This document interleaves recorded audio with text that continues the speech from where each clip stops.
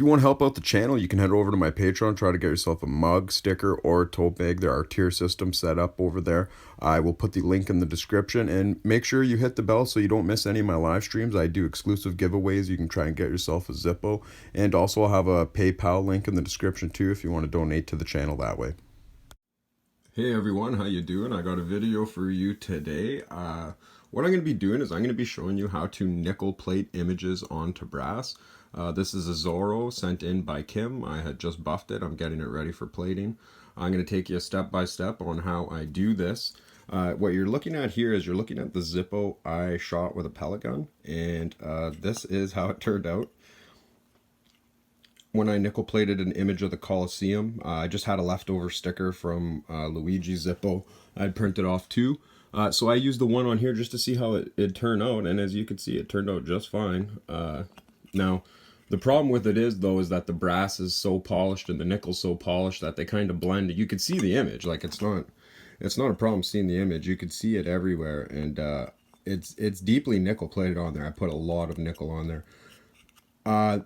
When it starts to tarnish, though, the nickel's going to stay bright, right? Because nickel doesn't tarnish. So when this starts to tarnish, this is going to look actually really good because the nickel's going to pop. The brass is going to be a little bit tarnished, and you're going to see it a lot more. But even if it still looks good, brand new, I think. So I'm going to be putting it on here. I'm going to take you through the step-by-step process on how I do it. And first things first is we're going to start off. We're going to print some images off on the Cricut and put them on there, and then start the plating and show you the finished product. So I just got the Chicano here. She's got like a clown face painted on and some maple leaves and the date, April 20th, and just some borders and my name, his name, and that's it.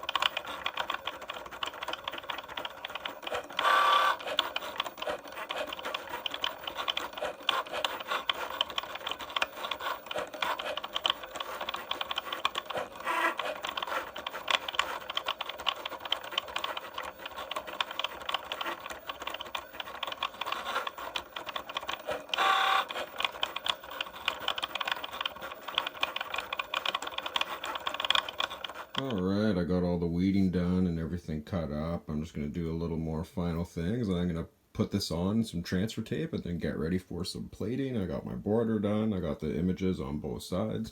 Went with the Chicano, looking the shotgun and the Canadian maple leaves and the date, April 20th, and my logo.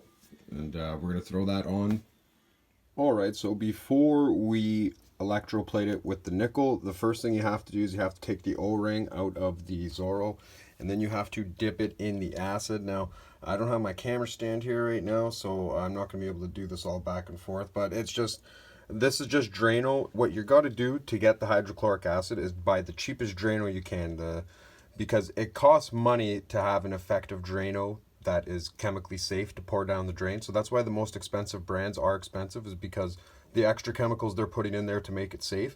If you just buy cheap Drano or cheap drain cleaner, it tends to have like hydrochloric acid in it. So you just buy the cheap brand from Walmart. You'll know it when you see it.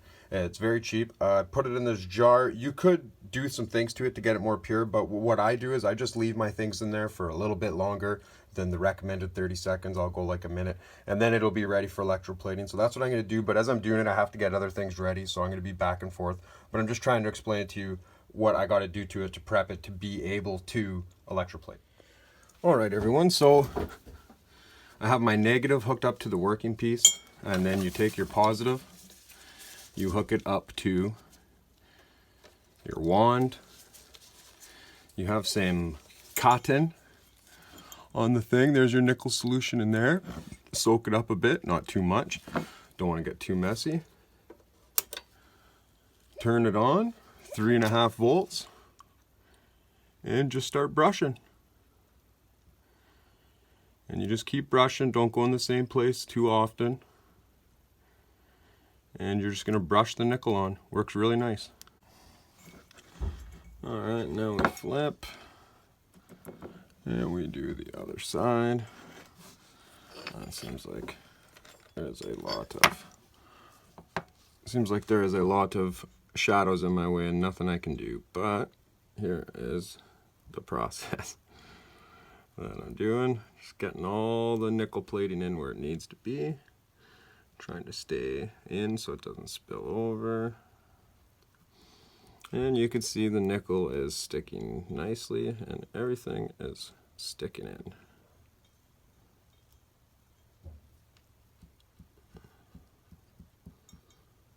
And just dab it where it needs to be. Trying not to stay one spot for too long. Moving around. And like I said, I'm going to do this with all the border, everything too. And it'll all plate nicely. I'm just going to turn this off.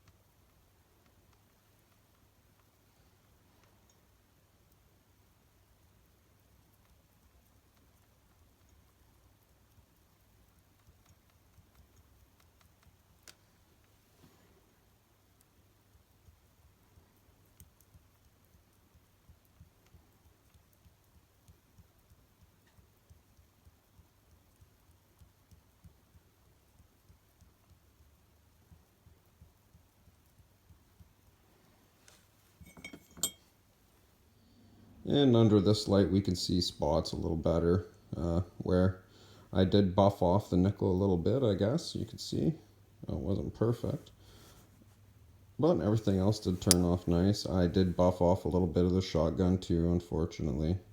It is mixed in there now. So this is just a different light, just not the bright sun hitting it. My logo did turn out good, and Kim's name did turn out good. Nothing buffed off there, at least. A little disappointed in that though. You know, you do have to buff though, unfortunately, because you'll have marks all over it. You have to buff. So, but the nickel is still good on there. It's still bright mirror nickel. Like you can see everything reflects in the nickel too. You can see my finger in the reflection of the nickel. The nickel is mirror finish too. Everywhere it is too. So once the brass tarnishes, it is going to look pretty good. But this is just a little different light. You get a little bit of different perspective of how it turned out. And just all my borders and how they look. I don't have the insert in yet. And Kim's name. I don't know. Looks pretty good. I like it.